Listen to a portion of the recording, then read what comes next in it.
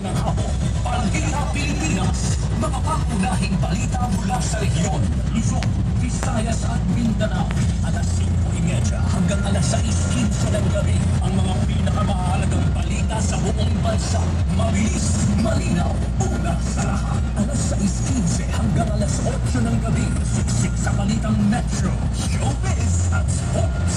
Frontline Pilipinas, alas 8 hanggang alas 9:30 ng gabi, matisigaw, malitawa, makishoutout sa mga usapang trending at kwentuhang walang preno. Kasama si Laila Chikadora, shoutout! Alas 9:30 hanggang alas 11 ng gabi, damahin ang mga kwento ng puso at pag-ibig at makinig sa mga payong puno ng pag-unawa. Kasama si Brother June Bana, Dr. Love.